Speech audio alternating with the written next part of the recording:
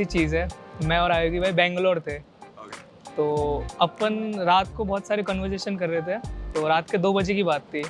फिर अपन सो गए और बहुत सब और इतनी सारी चेंजेस हो रहे थे, उन्हीं चीज़ों में हम बात कर रहे थे। और उस टाइम हमारी सोल से कोई बात नहीं थी, कुछ नहीं हुई थी और हम घर जाने वाले थे।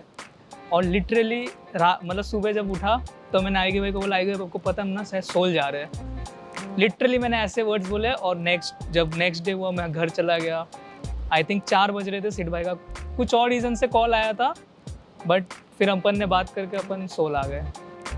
क्या वो इंट्यूशन पहले ही इसके पास आ गई थी? Out of nowhere he said, कोई कॉन्वर्सेशन नहीं थी, जैसे आपने अभी बोला कि बहुत चर्चा चल रही थी, उस टाइम सिर्फ चर्चा ही थी और ये आकर एकदम से कह रहा आपको पता हम सोल जा रहे हैं।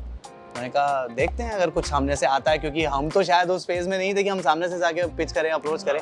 सो they called and we were all on the same page and watching out there. क्या चलता है आइजल के माइंड में यार?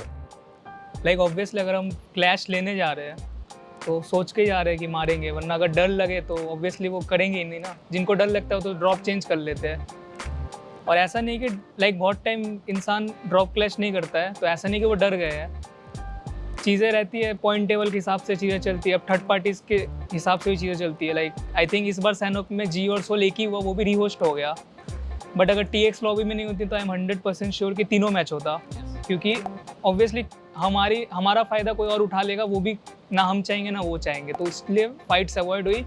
और जैसे ही पता चला कि कल TX बूट कैम्प गई, तो हमें पता था आज थर्ड पार्टी नहीं आएगी, तो हम उनको मारने के लिए चले गए, चाहे हम ऊपर थे। और उनके पास नथिंग टू लूज था, हमारे पास सब कुछ था, बट फिर भी डरे नहीं, हमें मारना था, हम जाके मार भी दिए थे। आइजल के दिमाग में क्या था मान्या? क्या चल रहा था दिमाग में? क्या उथल पुथल थी? तीनों दिन एक ही पैटर्न फॉलो किए थे कि हमें जोन नहीं जाना, ना जोन लेना है।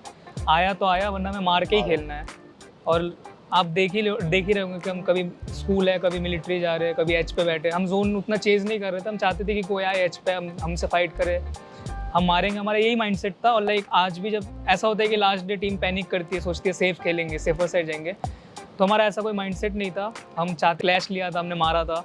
तो सेकंड सैनोक आज भी मारा था, बट वो रीहोस्ट हो गया, तो वैसा नहीं है। बट थर्ड मिरामर हमने पिछले बार भी चिकन लिया था और इस बार भी चिकन लिया।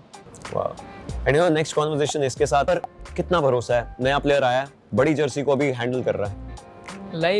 हमारा अच्छा था कि BGMS बड़ा फॉर्मेट था और हम लैन पे उसको बहुत ट्राई कर सकते थे। तो आई थिंक हमने उसको बहुत फर्स्ट डे से लेके फाइनल्स का ही फर्स्ट डे तक चांस दिया।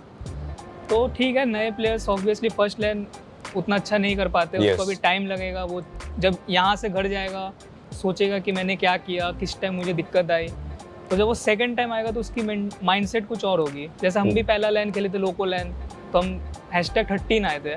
तो जब सेकंड लैन खेलने गए थे, हमें पता था कि हमसे क्या मिस्टेक हो रही थी लैन पे, क्या क्या इशू होते हैं लैन पे, और वो चीज़ें फिर उस टाइम फिगर आउट होती है। इस टाइम खेलते खेलते बहुत टाइम नहीं कर पाते लोग जी। अगर देखा जाए, मायावी और शुभम चावला है एंड ऑब्वियसली मान्या और मोहम्मद राजा है। So personally and professionally life में अब आगे क्या बड़े गोल्स हैं? मान्या का गोल क्या है, मोहम्मद राजा का बड़ा गोल क्या है? ई स्पोर्ट्स में तो एक ही गोल है कि जल्दी कुछ इंटरनेशनल अपॉर्चुनिटी मिले और वहाँ पे इंडिया को रिप्रेजेंट करके कुछ अच्छा करे। ओवरऑल वही गोल है, क्योंकि अभी पूरी लाइफ ही अभी स्पोर्ट्स को डेडिकेटेड है। बाकी जब छोड़ेंगे तो बस आगे का देखेंगे, अभी उतना नहीं